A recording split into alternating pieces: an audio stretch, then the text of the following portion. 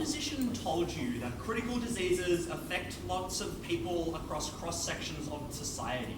They told you it was debilitating and probably pretty profitable to solve, and they told you that these companies were already doing research in their model.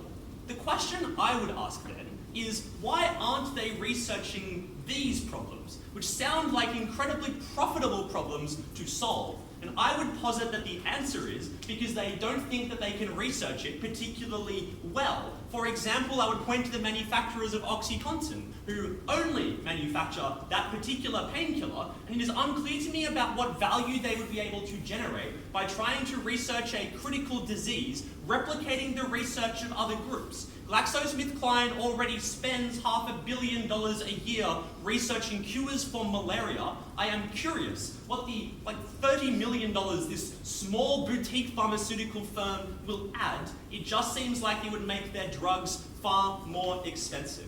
What we would stand for in this debate is we're happy to increase funding for research of these kinds of diseases to the extent that they're not already being done. We're happy to give them ordinary research grants in the ways we commonly do, and we're happy to do this in universities as the bastions of many of these discoveries we have made in these kinds of fields. I want to note, the funding that we have access to in this debate is enormous, because the groups that they wanted to take on were pharmaceutical firms, groups who are incredibly large and powerful, have incredibly many lobbyists for the reasons they are often involved in complex technical regulations, and also offer a unique position of public sympathy, all of which indicate they would have incredible opposition that they would face, and therefore we're entitled to a whole lot of political capital as we pursue the, I think, universally popular idea of research in universities of critical diseases, and they pursue the incredibly unpopular one of trying to fight with pharmaceutical firms. 3 issues in this speech. First, I'm going to tell you why research is mutually exclusive in universities and pharmaceutical firms.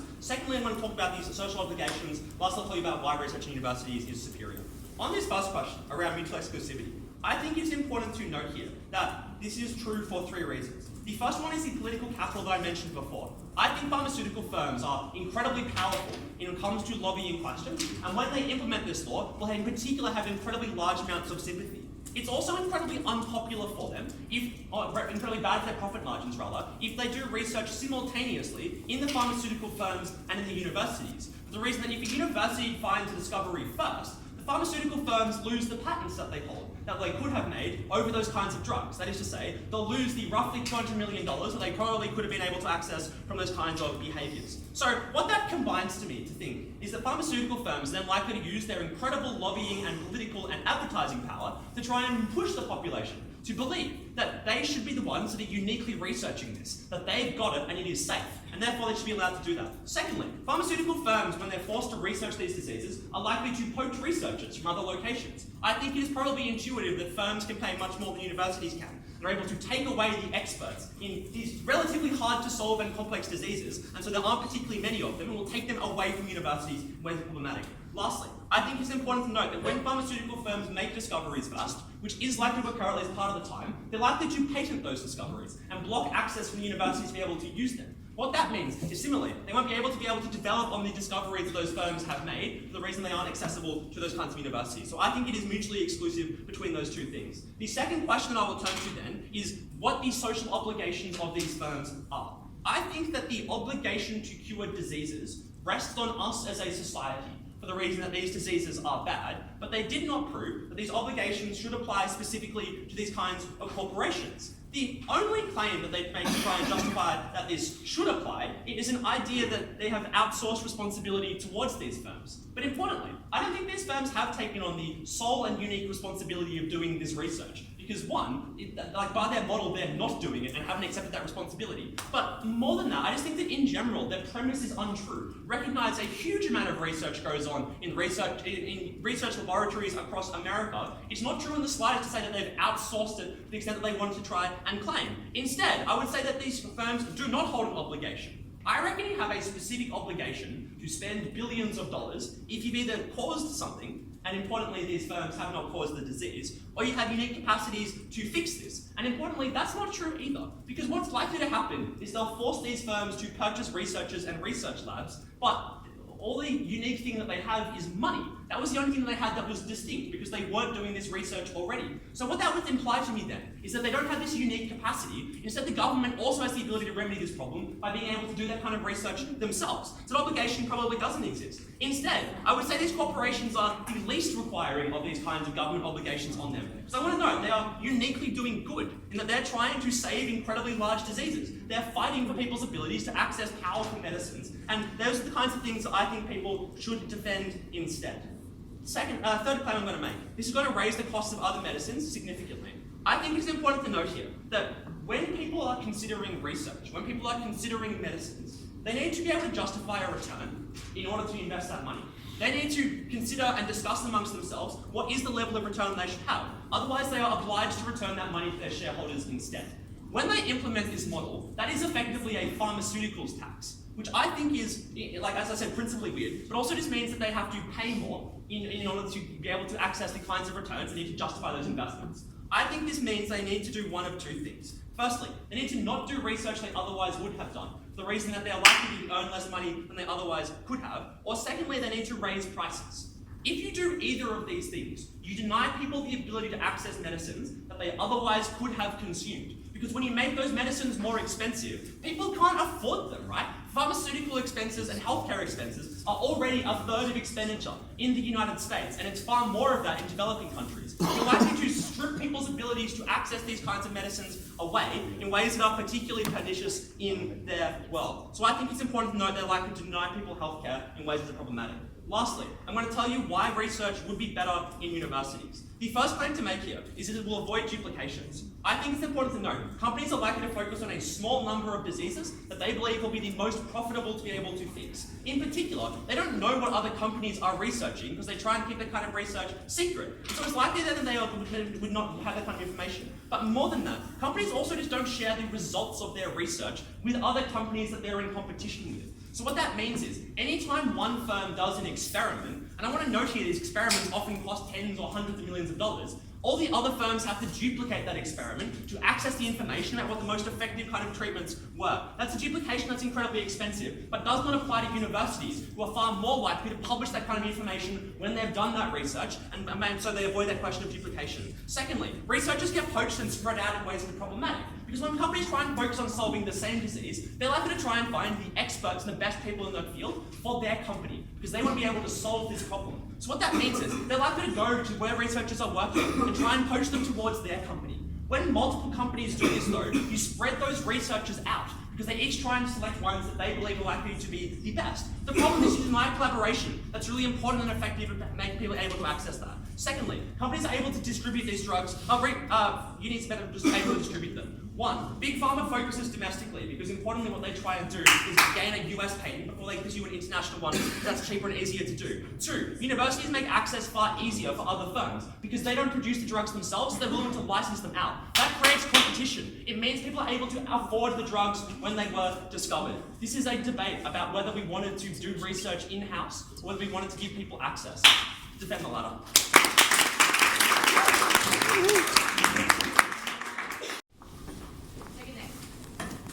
At the end of that speech, it seemed as like they wanted pharmaceutical companies to fund spots in universities that university researchers would do. The answer would be, for me, why don't we just tax cigarette companies if they're the ones that are doing this? Because they never gave us any response to our material why the research that comes out of pharmaceutical companies is specifically bad, does not convey a particular obligation, only to say that they have a lot of money, it would be good if they spend it on these things. I can name like 5 things that have a lot of money that probably do a lot more bad things than pharmaceutical companies: cigarettes, finance industry, probably other things. I think we should tax them. Happy for that to happen. Let's look at this first question of whether the university is better than the company. And this doesn't take a lot of work, because I think our first speaker sets this up really nicely when she gives us 5 reasons that companies are terrible at doing research. They cater to only wealthy people. They look at easy to solve issues. They look at treatments, not cure. They make them addictive. Do you want these people making the cures to cancer? That was bizarre to me that they would set up the reasons why this was likely to fail, why they would pick the worst types of critical diseases, not even cure them, make like a topical treatment that made your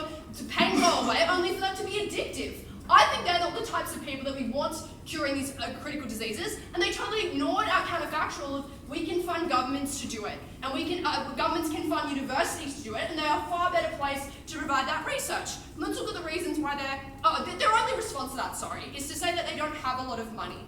Firstly, it seems to me it doesn't matter if they don't have a lot of money, if they are beholden to government policy. So I would say this is contingent on if we can prove they are more effective at that cure. It doesn't matter if we have a lot of topical treatments for cancer that make you feel like take your pain away, but doesn't actually cure the disease. If we can get a few really effective cures out of the government, I think that's enough to win us this debate. But also, I think we do have a lot of money.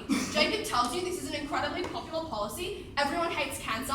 By definition, critical disease means you probably know somebody affected by it. This is something like, we'd say these are pretty, affect a lot of people by the definition that they give us. They're incredibly life-threatening, they ruin people's lives. These aren't hard to market as government policy. But even if that wasn't true, we gave you structural reasons why pharmaceutical companies would gut the funding for this. Because as they explained to us, this is practically a pharmaceutical tax. So we think that this is something that would easily get pharmaceutical companies on board, given the alternative that they provide, and this is something that they're likely to support.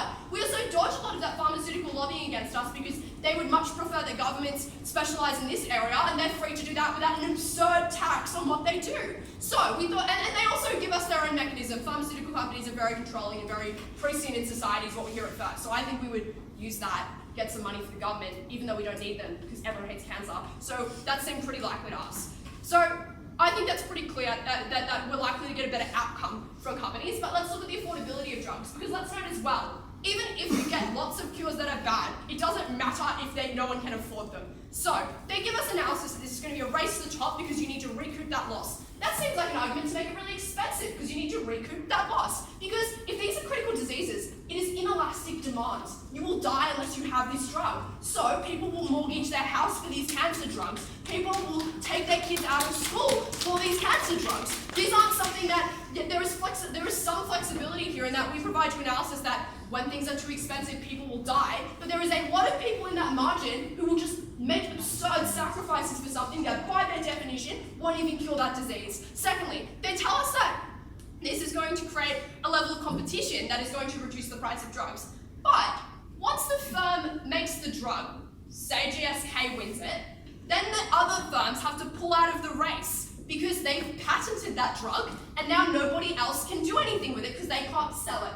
That means we just sunk 5% of everybody's earnings into a cure that never eventuated. It was wasted research that is something that could have saved people's lives. But more than that, this was inherent to how companies do research. There is a lack of sharing. They poach and disperse experts. They don't collaborate, and there's lots of duplication, and you only know when that patent is produced what everybody else is doing. Compare that with the transparency of universities, where experts are allowed to specialize with the experts in their fields. They have international collaboration for licensing effects that we tell you at first that receives no response, and they are far better at building on past research because they publish on a more regular and more transparent basis. That suggests to me that the drug availability is going to be much higher because of that level of competition, because they're not being bought out by pharmaceutical companies who will patent it and jack the price up to recoup that loss. Their last claim, and I think their worst, is that, oh, what about the downstream costs? Maybe they'll make money off pharmacies. I think that's a pretty small fish to fry in this debate. The government, maybe they'll sell keychains in pharmacy, whatever. I think maybe there's probably more money to be made in curing these big diseases. That suggests to me that the government would be a better place at doing that. And I'm going to give you some news data as to why this is actually going to raise the prices of all drugs. One, this tax applies unilaterally to all pharmaceutical companies. When they talk about generics, they miss the fact that generic houses exist to provide drugs at a cheaper rate. What their model does is forces them to merge, and that happens for 3 reasons. One, these companies often don't have a research division, and that is because they are often quite small and they make money off doing generics. The second thing is they're reliant on patents ending. That means they're not in the business of creating new cures, they're in the business of making existing cures cheaper and finding cheaper alternatives. That means they don't need to have an R&D department, that's not what their specialised ability is. So they don't need researchers for that reason. So, what this does for them, because they were willing to stake their claim on these generics, is destroy the price of drugs for people who needed it. One, because when they merge in order to bear the brunt of this absurd tax, there's less competition. It drives up the price because generics are no longer competing against each other. We just have one generic house that will do that. But secondly, because of the increase in the increased price of research, they have to raise the cost of the drugs to compensate that, because now they're no longer reliant on this, we'll wait till the patent system expires and then trade off the rep versus we've got a cheaper version. They actually have to compete against just one house, and so we thought that was going to make generic houses far more expensive, which in their world mean people mortgaged their houses, people died, people didn't get this medication, and that was particularly bad. Now I'm going to turn my attention to the obligation. I think this is the weakest part of this team's case. They give us no particular answers to why pharmaceutical companies are the ones to bear that brunt. But I'm going to give you some new principled reasons why this is particularly bad. One is that this is actually existing in a trade-off, in that we bring you at first. Pfizer spend billions of dollars making malaria accessible. This isn't research or development. This is making it accessible. They give it for free in developing countries. When they force them to tax it, when they can put it on their PRs that they're already doing something to stop malaria, they can effectively end healthcare in some regions in Africa. We're totally dependent on them giving that donation, on giving them that drug at a massively undercut rate. When you force them to redirect it into an area that they don't want to do, that they have to spend money in a way they didn't alternatively want to, they were going to take that money from somewhere. They weren't going to cop it on the chin like a sunk cost. They were going to do something with it to make it profitable. That is the characterization we get from this team. We thought that looked like taking away AIDS medication from people in Africa who were dependent on it. Unclear why that was a better discharge of their burden here.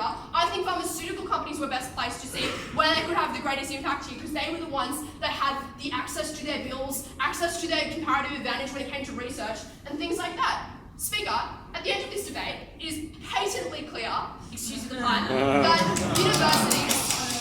universities were best placed to create the best type of cures to make them available to the most people. We were the side that stood for that, and for that reason we won the debate.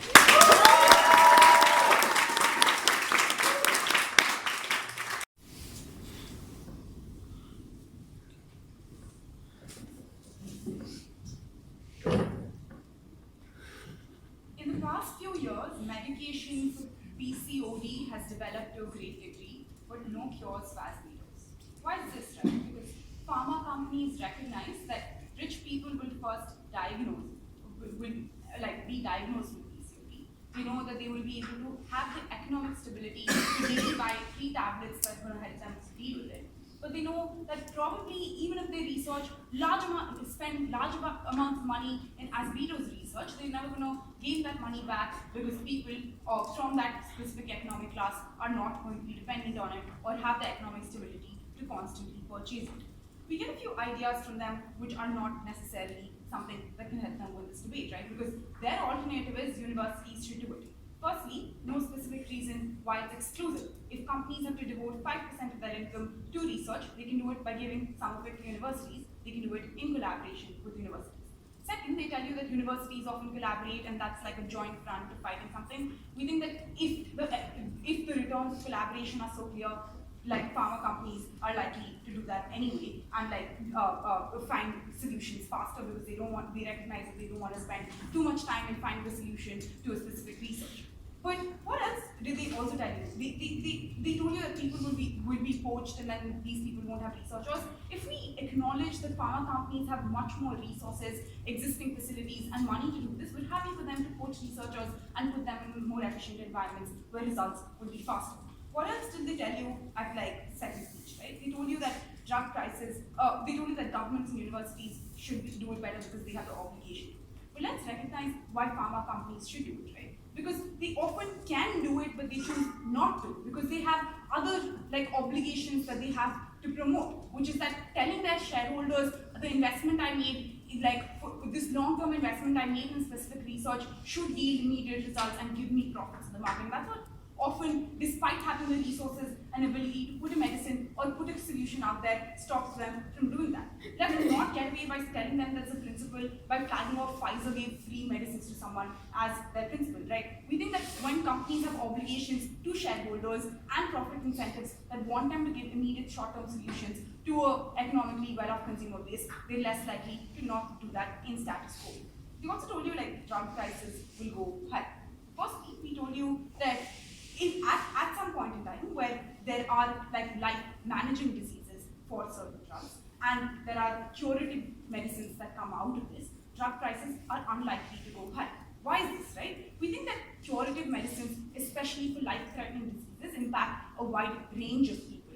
They may be rich, they may be poor, it's a wider variety of people. For companies who have already borne the sunk cost of like this research, for them to make up that loss, it's like reasonable for them to assume that they're going to price the drug at which it's sold and most consumers are likely to buy. This is different from life-managing diseases because we recognize that life-managing diseases require some semblance of economic stability, some level of diagnosis, not something that that's going to lead to exclusion of people. But what else did we tell you about drug prices, right? We told you that like when you have borne some costs, specifically with diseases that affect a wide set of people, and when you're also producing and do alternative investments in diseases that affect specifically like rich populations, you're likely to bring up the cost of those drugs and not of this, because like your maximum returns that you can achieve with that specific drug, which is for the affluent, is when you increase their prices. But if the purpose of this drug is to like get maximum returns by reaching out to the maximum number of people, prices are not likely to go high. But despite this, if companies still have exorbitantly high prices for life-threatening diseases, we think there are several government mechanisms that deal with that anyway, right? We know generic companies that produce, we know that there's production of generic drugs, we have price caps, there are patent licenses that go out, we think all of that deals with that sufficiently. What are the two questions that then came up in this debate, right? What is going to be better for the market and what's going to lead to better results in research? They gave us some idea about how like this will lead to sympathy of companies and like people who think companies are doing bad things. We think that's not something we all need to engage with. We think that's a good, like fair amount of perception that big pharma is doing bad stuff. Anyway, but we think that at the point in time where companies are producing good results and bringing out cures, that sympathy is okay. We're okay with it. But where does our characterization come into play? We told you why the existing profit incentive that pharma companies have is not sufficient for them to engage in this. And we told you why this is, right? They want short-term solutions and they want market appealability. And that's why they want people who will even access those medicines in the first place, or people with economic stability to constantly go for them. We also told you why companies have an added incentive to always go for medicines that like are life-managing, which means that you will be dependent on that company on a day-to-day basis and be a recurring consumer base.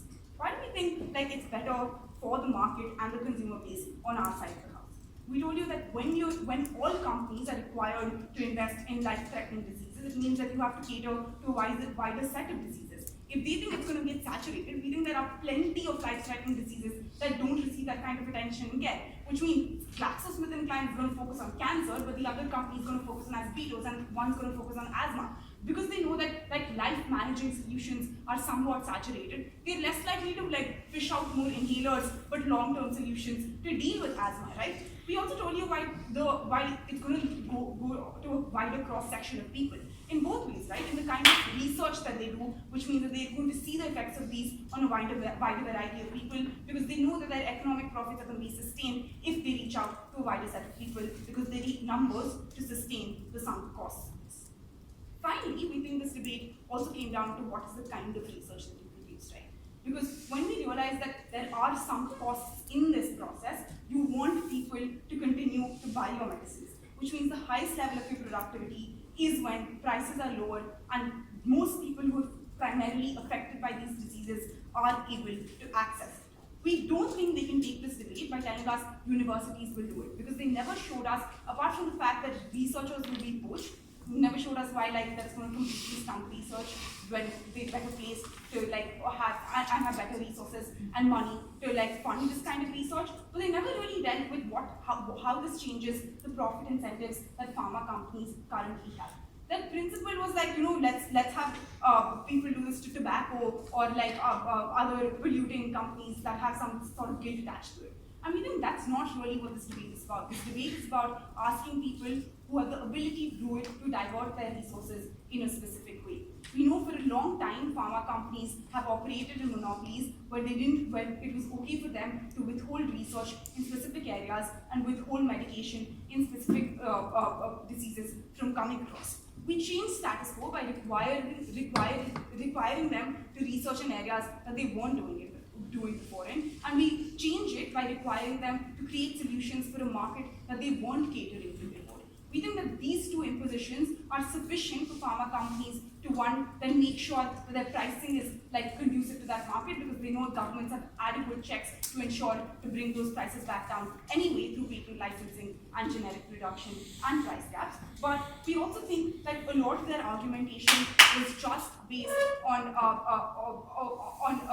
the fact that like it's illegitimate to require pharma companies to do so, ignoring the fact that we clearly paint the picture of where, despite the ability, they choose not to do so.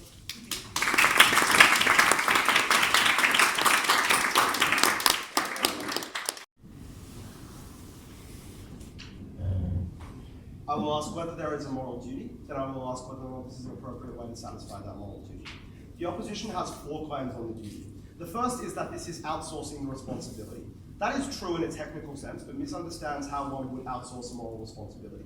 If you outsource something, you are still the owner of the moral responsibility, which means that you should bear the cost of doing it. But in recognition of your lack of capacity to do so, you delegate to somebody else, with you still bearing the cost of doing that. That is not what is happening here. The opposition is unilaterally imposing a special burden on them. What they describe in that moral duty is far closer to what we advocate, in which we use the general tax revenue in recognition of the fact that this is a moral duty that exists for all people. The second moral claim that we get new in second speaker is that these companies exist in a context of monopoly. The first response to this is that almost all of their characterization is that the reason that this will be an effective strategy is because these companies exist in competition with one another, which is why they are well placed to execute this, because they have competitive incentives and are used to doing it. But secondly, it is unclear why being a monopoly inherently meant.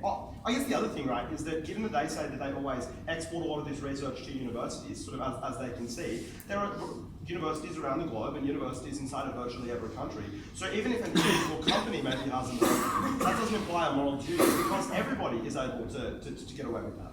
The third thing that we hear new from that third speaker is that these are companies that can do something about this, but choose not to do anything about it. The first question is whether or not capacity, when it is not unique, in fact does create a moral obligation. For instance, all of us could have foregone the money that we spent to come to this tournament and sent that money to charity. In doing so, each of us is probably directly causally responsible for at least one death, because the amount of money that we donated could have saved those lives. But we are not moral murderers, I would assume the opposition would agree, and in that sense, that is not the responsibility. But the second thing to say is that the opposition's characterization of these companies as having a business model that is structured around short-term revenue and, short-term investments leading to short-term costs implies that they do not have a unique capacity to do this in that setting. They would go bankrupt if they attempted to modify their business model to do what the opposition wants them to, because they need to make such long-term investments, and the companies that behave in the way the opposition describes are not sufficiently capital flush to sustain the year-on-year losses of experimentation until they come up with a drug. And the fourth idea that we hear is that and this was kind of implied, but these companies have behaved badly in the past, so we should impose penalties on them. The first thing to say is that this is an unfair punishment then, because it is industry-wide, so you should not punish an industry, you should attack corporations. The second thing to say though is that this is a pretty silly way to do it. You would be far better placed just levying fines against these people. We had a more sophisticated conceptualization of the responsibility in this debate, because we recognised that there was an alternative actor that could bear the obligation that the opposition describes, and that was the state. We conceptualised of these organisations as private companies that had no special individual responsibility beyond the responsibility of other profit-making institutions, which is to say then that the government should do what it always does, which is tax them in the same way that it does, and then allocate that funding in order to accomplish the goal that the opposition wants to. And we thought that was wrong in 3 settings. In the first instance, it was wrong to the company because they were being unfairly penalised for assuming the duty of helping people out with their healthcare. In the second instance, it was wrong because it imposed a specific cost onto consumers. Now, there have been 2 arguments about the cost of drugs in this debate. The third affirmative speaker responded to the second variant, which is how expensive would drugs be when they are developed under this model. But what they do not attack at all is the idea that this increases all current drugs because you have imposed an industry-wide consistent new tax, which means that is most likely to be directly passed on to consumers because there is no way for anyone else to competitively get around it by lowering their costs. because everybody's prices just went up by a homogenous amount. And that means that people are not able to access their drugs specifically. That is to say, this is not just an immoral tax on drug companies, it is effectively an immoral tax on the users of drugs. And while the opposition may want to paint those people as people that are not deserving of our sympathy at all because, oh, it's only an asthma puffer, as if asthma puffers are not things that maybe not as important as treating HIV, but still pretty important to your quality of life and your capacity to do things in your day. So, there is no moral obligation to do this especially. The state should do it, not companies. And that means that the second half of this debate about whether or not this will be an effective strategy is debunked, because it is not particularly the concern of these corporations. But let's turn to this. We established, to literally no response, although it is Jacob's introduction, that this is politically mutually exclusive from additional state funding, because these are unusually powerful corporations that have a relative amount of esteem, that have extensive lobbying contacts, that have the ability to communicate very easily with voters because they have large capital pools devoted to advertising. And all of those things then mean that given that they have an interest in ensuring that state funding of these diseases does not go ahead in a context in which they are also being funded, the opposition cannot presuppose any degree of state funding. That is a problem for them because their main benefit in this debate is that these companies are richer, they are rich, so are able to devote a lot of money, but the state is also rich, which means the state is also equally able to meet that burden. So there is a mutually exclusive cost. We are able to get all of the money without any of the principal harms that I told you about and the less advantageous structures that we tell you about when the government performs this job instead of a corporation, which means that the opposition is profoundly on the back foot here. All of those speakers misunderstood the imperative of this debate. It is not about where does the money come from, it is about which organisation is better structurally suited to doing this kind of work. Let's then turn to that question. The opposition identifies, firstly, that they often export this work to universities. In settings in which they do that, this debate does become very narrow, although it is important to note, firstly, that is not always the case. Lots of large companies, for instance GlaxoSmithKline, often do late-stage research in-house because they want to get the credit for doing that research and because they want the advantages of guaranteeing against corporate espionage that universities can't provide because they're not corporate incentives. So that late response from the third affirmative speaker does not go to the heart of our case. But in cases in which they do export to universities, there is still the important difference of it not being academic work that is able to be accessed by other researchers and expanded upon, but rather the proprietary information of GlaxoSmithKline, who paid for the research, so own the outcomes, which then means that it is not legal for other people to use it without paying a massive fine, which means you get way less development in the overall sector. So insofar as that has kicked in, the opposition has created a system in which all that is different between the two models is the very obvious harm of a reduction of innovation. The next thing that we hear, a lot of the opposition's material here is like, these corporations don't have an incentive to do this because they don't have the capital to sustain the losses consistently, because it's not the kind of thing that they're used to doing, because they don't have the experts and researchers. We tell you in George's speech, to no response, that all of that first speaker's first argument were arguments for our side, because they pointed to a lack of capacity on behalf of these corporations to do these things well. The opposition says they haven't entered the market because it's not profitable, but that second speaker was very optimistic about the productive capacity of these things going into the long term. The question Rocky asked you here is instructive. The reason they have chosen not to do that is because it is incredibly risky to drop 5% of your overall income, which cuts into your profit margins quite substantially, in order to do research that is definitionally not profitable, particularly given that the conceptualization that we ended up getting was the idea that this is going to radically reduce downstream costs, which means that in addition to creating drugs, the opposition expects that these companies are also going to create an awful lot of healthcare infrastructure, which would be a massive cost that would be required for this to be a profitable endeavour for them. And what that all means is that they are likely to do the same things that they have done before and that the opposition decries. They're likely, yes, to spend this money on research, but not in the most constructive ways, because they're still profit motivated, which means they're ultimately going to follow those things. They're not going to focus it towards social good, and they're instead going to focus it towards other stuff. The final thing that we hear from the opposition is that competition will lower prices. That is true, only to a degree. Remember, there are curves when you have the holder of a monopoly patent. The question is, how much are you able to charge compared to how many people out are there? You find the intersection of them, so realistically, that's how that works. I also have my hands up, guys. It's all okay.